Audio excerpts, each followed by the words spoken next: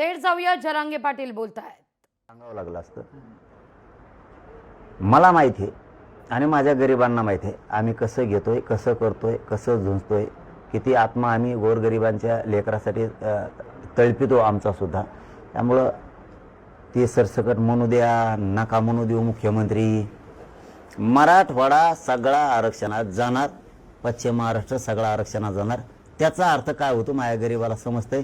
बाकीच्याला काय म्हणायचं तर म्हणत. बरं, तुम्ही एवढ्या सकारात्मकतेने घेताय, मात्र मग विरोध का केला जातो एवढ्या मोठ्या प्रमाणामध्ये आणि बराटा नेते तुमच्या विरोधात का जातात? ते नाही बाबा मला माहित, कारण ते काय? त्यांनाच माहीत. आता ते मला नाही माहीत, मला नाही सांगता येत. ते आता ज्याचं त्यालाच माहीत. ते आम्ही, आमचा उद्देश एकच आहे, आमचा गरिबांचा. गरिबाचं पोरगं लढाई लढतोय गरीब लोकांसाठी आणि ती आम्ही जिंकीत आणली. काही न गरज नसते आरक्षणाची. बोलायचं आपलं काय होतं, ज्याला गरज आहे तो तळमळीनं तरफडतो पाण्याच्या बाहेर मासा टाकल्यासारखा. त्याला त्या वेदना असतात गरिबाच्या, पोराबाळांच्या शिक्षणाच्या, नोकरीच्या, आईबापाच्या कष्टाच्या. त्या वेदना घेऊन आम्ही चालतो. बाकीच्या मी धेणं देत नाही, गिनीत बी नाही. मी माझं 22 वर्षापासून आणि आत्ताच्या 2 वर्षापासून मी या समाजासाठी झटून काम करतो, झोकून देऊन काम करतो, इमानदारीनं करतो. हटत नाही, अर्धवट सोडत नाही. आणि मी हे समाजाला माझ्या सिद्ध करून दिलं आहे. असं तसं नाही आहे, सिद्ध करून दिलं. 58 लाख नोंदीच्या माध्यमातून 3 करोड मराठी आरक्षणात घातले. पण एकदा जर हैदराबादचं गॅजेटियर आता घेतलं आणि जे आर झाला, यार याच्यापेक्षा काय आनंद पाहिजे राव. जे आर झाला आणि त्यात काय थोड्या त्रुट्या आहेत, लगेच सुधारित मागितलंय. ते हाके बारामतीला आजपासून आरक्षण मोर्चा म्हणजे ओबीसी संघर्ष यात्रेला सुरुवात होते बारामतीतून हाकेंच्या नेतृत्वाखाली. याच्यातून आणखीन एक आहे, तुमचा पुढं प्रश्न येणारच आहे त्याचा, पण मी पुन्हा सांगतो की याच्यावरूनच मराठ्यांनी ओळखायचं मराठा आरक्षणात गेला. हे प्रमाण कसं काय असू शकतं? तुम्हाला सांगा ना, मग असं एकदा तुम्ही विचारलं होतं बघा, त्याला झाले आता 17 महिने. आपण दोघंच होतो लिंबा झाडाखाली बसलेलो. आपले माधू तात्या गेले बैलगाडीत करून, इंटरव्ह्यून तुम्ही आले. त्या टायमाला म्हणले होते मी तुम्ही असं म्हणले होते आता शिकतं हे 250लाच चिटकलंय. 250लाच तुम्हाला एक दिवस दिसत. त्यावेळेस पुन्हा तुम्ही मला म्हणले होते काय लिहि खरं झालं. तुम्ही उगा थोडं थांबा ना, सगळं माझ्या पोटातून उकरून घेतलं काय होतं गोळ. मला लय डोका लावायला करून घेत नाही. पण दुसरीकडे तेच दुसरे ओबीसीची जे आंदोलन सुरू होतं नागपूरमध्ये, त्यांच्या मागण्या मान्य झाल्या आणि या जीआर मध्ये काही नसल्याचं त्यांना क्लिअर कळालं. त्यामुळे त्यांनी पण माघार घेतली. चांगलं आलं ना. फक्त हाकेच का आंदोलन करते? आता ते त्यांचे प्रश्न, मला काय माहित. बरं, हाके सारखंच भुजबळांचं पण आता सुरू आहे. भुजबळ म्हणतायत आरक्षणाबाबत सरकारकडनं दिशाभूल होतीये आणि त्यांनी स्वतःच्या सरकारवर आरोप केला आहे आणि मराठ्यांची ही थेट ओबीसी आरक्षणात घुसखोरी आहे. नाही, याला घुसखोरी नाही म्हणता येणार, याला अधिकृतपणा म्हणता येईल. पूर्वी सुसूत्रता नव्हती, आता ती आणली. ज्या मराठ्यांवरती ओबीसीत असून सुद्धा अन्याय झाला त्याला आता सरकारनं घालायचं काम सुरुवात केलं. मग विखे साहेब असतील, शिंदे साहेब असतील आणि फडणवीस साहेब असतील की यांनी मराठा समाज अधिकृतपणानं आरक्षणात घालायला सुरुवात केली. त्यामुळे त्याचा बोलण्याचा रोख वेगळा आहे या लेवल्याचा. पण त्याला पक्क माहिती आहे काय ती. हे बाकीचे बांगडे बिल्ले हिंडे तेत कुंकडे बी त्याला माहिती आहे पक्क मराठे. कारण मी एकदा बघा पाठीमागं 2 महिन्यापूर्वी आपण प्रेस घेऊन तारीख डिक्लेअर केली होती, मुंबई जायची. त्यावेळेस सांगितलं होतं की त्याला पक्का माहीत होतं की हे आरक्षण घेणारच आहे. मला आता बळीचा बकरा केलाय मंत्रिपद देऊ अशी मी गुप्त माहिती तुम्हाला त्यांच्या गोटातली मला सांगितली होती. ती मी मीडियासमोर त्याच वेळेस सांगितली होती. कारण आमचा हक्क आहे ते आम्ही मिळवणार आहेत आणि त्याला कळतंय मराठे सरसकटच आरक्षणात गेले. फक्त आपल्या लोकांनी समजून घेणं खूप गरजेचं आहे. आपण कशासाठी झुंजतोय, कोणासाठी झुंजतोय. आपल्यासाठी जीवपणाला गरिबाचे पोरं लावतात. माझे गरीब लेकरं मुंबईला गेले, आज मुंबईला त्या दिवशी करोडोनं, म्हणून आज विजय घेऊन वापस आले. हे आता काय नुसते लेखी नाही आहे, ड्राफ्ट नाही आहे, याला जे आर म्हणतात, गव्हर्नमेंट रूल येतो तो पुन्हा कायद्यात संविधानात ओबीसींना आणि मराठ्यांना घालण्यासाठी तो पारित केलेला आहे. आता त्याची अंमलबजावणी गेला मराठा आरक्षणात सगळा. त्या नव्या जीआर मुळे ओबीसीत वाटेकरी वाढतायत असं त्यांचं म्हणणं आहे भुजबळांचं. नवा जीआर आलाय तुमच्याबरोबर, ते आमच्यात आलंय तर त्यामुळे ओबीसीत वाटेकरी वाढत चालले आहेत सगळे. अहो ते आमच्यात आलाय, आम्ही नाही त्याच्यात चाललो, ते आमच्यात आलाय. फक्त आमचं मन मोठं होतं आमच्या पूर्वजांचं की नको आपल्याला तर घ्या. आम्ही 1881 ते आत्तापर्यंत आरक्षणात होतो, हे 89ला आलंय आत्ता. आम्ही पूर्वीचेच आहेत. फक्त आमच्या एक गोष्ट लक्षात आली, आजकाल आपल्या लेकरा बाळाला आपल्याला उंचीवर न्यायचं असलं, समाजाच्या प्रगतीकडे न्यायचं असलं तर आपल्याला आरक्षण घ्यावं लागणार आहे. आणि आम्ही ते टप्प्याटप्प्यात मिळवलं. त्याच्यामुळे कोण काय संभ्रम करतंय आणि कोण काय म्हणतंय त्याच्यावर ध्यान द्यायची गरज काय.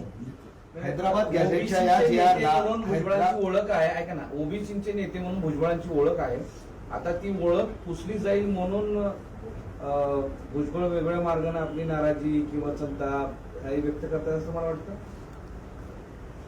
नाही, शक्यतो ते पुसून नाही द्यायचं, कारण त्याच्यापेक्षाही खूप मातंबर आहेत, त्याच्यापेक्षाही खूप हुशार आहेत.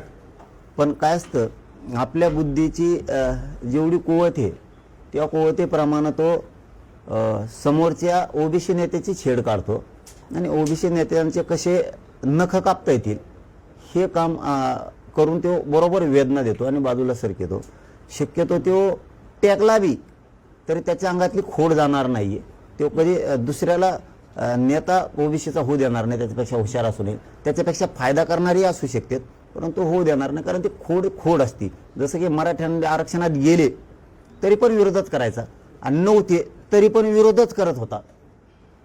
पण ते आम्ही त्यांना गरीब मराठी आणि मी एक शेतकऱ्याचं गरिबांचं पोरगा आम्ही वस्तात भेटलो, कारण आम्ही न फुटणारेच भेटलो नाहीत.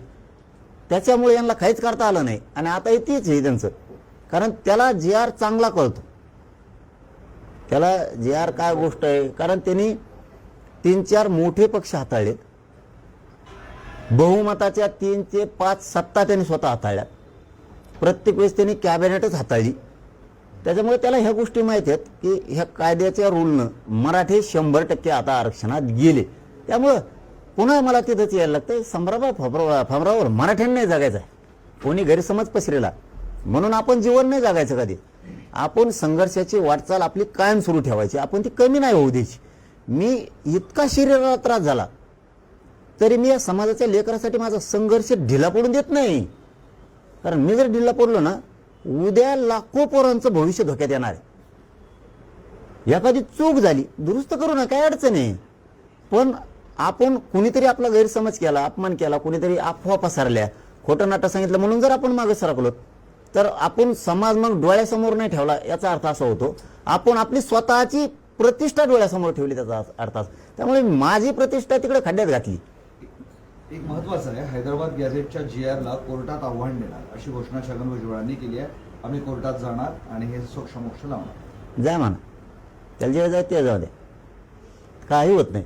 कोर्टात काय होणार नाही, कायच होणार, त्याला काय होणार. गॅझेट हे काय GR कशाचा आहे याच्यावर अवलंबून आहे ना. GR कशाचा आहे, सरकारी दस्तऐवज आहे. सातारा संस्थान हैदराबाद गॅझेट हे सरकारी दस्तऐवज आहे, त्याचा GR काढलेला आहे.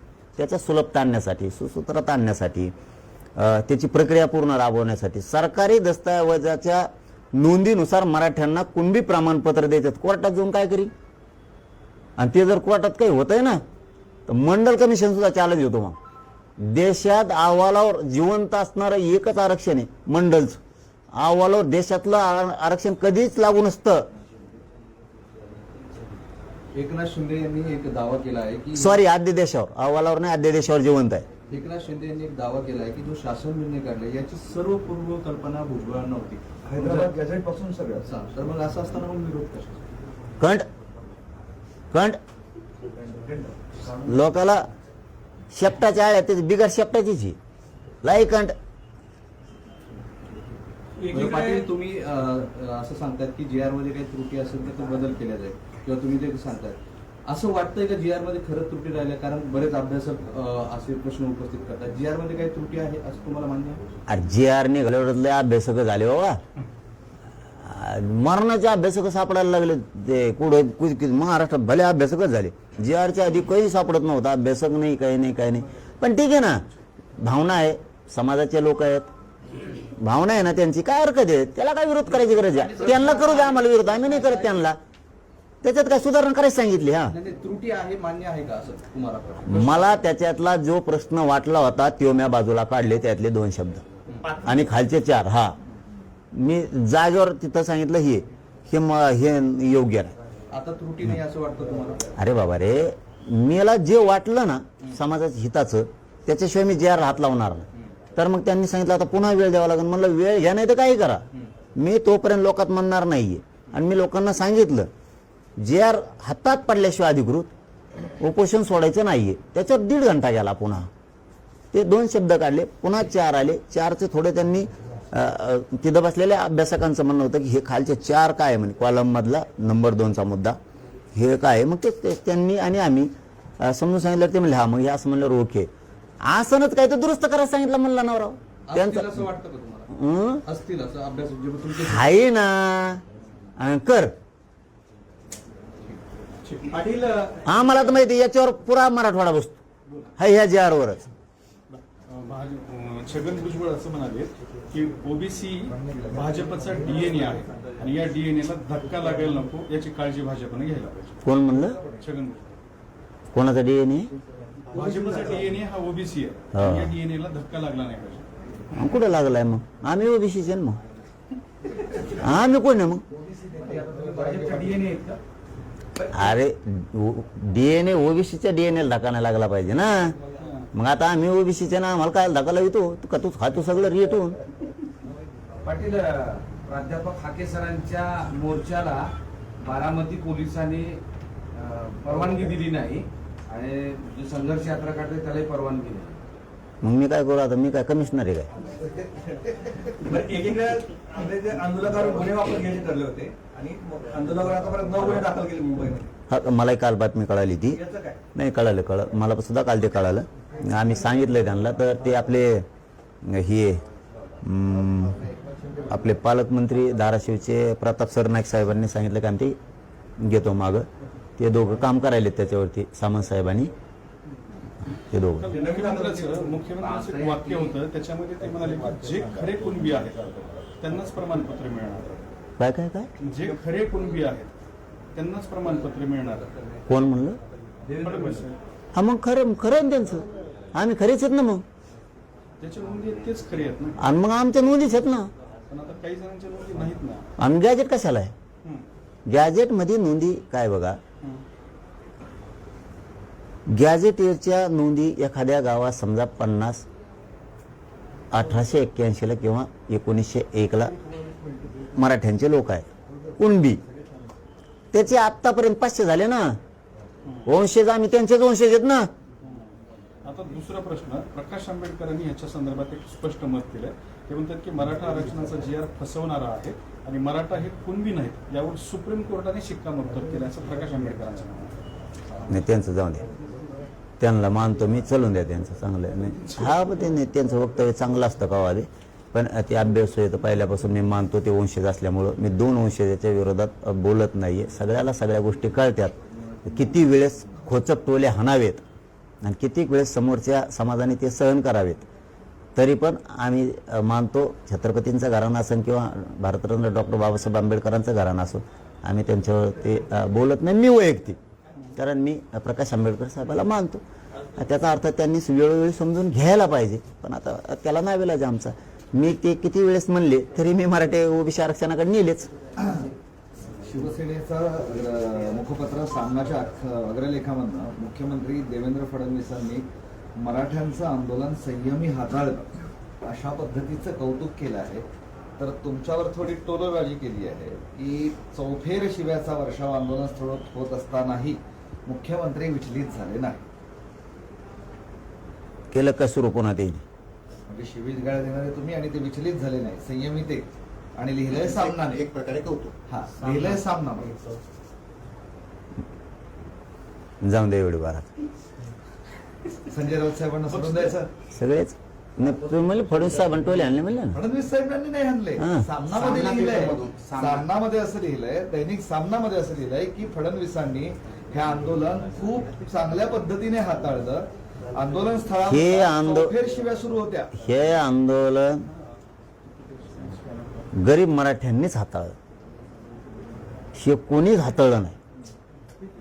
आम्हाला माज मस्ती जर असती, कायदा सुव्यवस्था बिघडायची असती, सरकारचा राग असता किंवा फडणवीस साहेबांचा राग असता, तर पोरं होते नुसते बनायलावरच होते. समजून घ्यायचं उगा खेड्यापाड्यातले निब्बार पोरं आहेत ते. हा, त्यांनी मुंबई अशी जिवंत केली, विचाराने म्हणतो आम्ही. हा, विचाराने जिवंत केली. त्यांना रेल्वेतून, विमानातून, खालून वरून जाताना दिसत होते हे काय आहे बो, हे कसं. एक त्यांच्यातलं लहानपण जागा केलं, त्यांच्यातली ऊर्जा जागी केली गरीब मराठ्यांच्या पोरांनी. हा, कशी असते, झोका कसा खेळते, रेल्वे कशी असते, एकामेका शर्ट धरून कसे पळत असते. म्हणजे हे रिअल एक मुंबईला आनंद देऊन गेले. काही बातम्या आल्यात म्हणून बोललो मी शब्द. नंतर अशा काही बातम्या आल्या की लोक म्हणले ते लोक गेले तर कर्माना मिळव आता. म्हणजे एक विरंगुळा जे म्हणतो आपण, आपल्या घरी पाहुणे येते लगन सराईत किंवा यात्रेच्या टायमाला किंवा देवदर्शनाला, त्यावेळेस ते घर मोकळं होतं. तसं मुंबई हे एक महाराष्ट्राचं घर होतं. तिथं गरिबाचे लेकरं गेले, मस्तपैकी सगळीकडं हिंडले फिरले, परंतु कोणालाही त्रास दिला नाही. हे लोक त्रास देणार नाही. यांनी आंदोलन हाताळलं, उलट कोणी नाही हाताळलं दुसऱ्यांनी, हे मराठ्यांनीच हाताळलं. आणि मराठ्यांनी पुन्हा एकदा सिद्ध केलं की शांतता राज्यात फक्त आम्हालाच पाहिजे, सरकारला नाही पाहिजे. त्याच सामन्यात असंही लिहिलंय की तुम्ही चौफेर शिव्यांचा वर्षा होत होता तरी मुख्यमंत्री संयमित राहिले. सध्या रावसाहेब लय बोलायले हो तिकडून. बरं, त्यात असंही लिहिलंय ह्या लढ्याचं जितकं श्रेय जरांगेंचं आहे तितकंच श्रेय राज्याच्या मुख्यमंत्र्यांचंही आहे. फक्त मराठ्यात, शिल्पकार फक्त मराठा. मी पण नाही, मी नाही, कोणीच नाही. म्हणजे उपोषण करायचे आम्ही, भाकरी न्यायचे आम्ही. मराठ्या श्रेय दे सोडून गरीब लेकरांना ते श्रेय दिलं पाहिजे. उलट सरकार. लोकशाही मराठी ऐका, पहा, जागरूक रहा.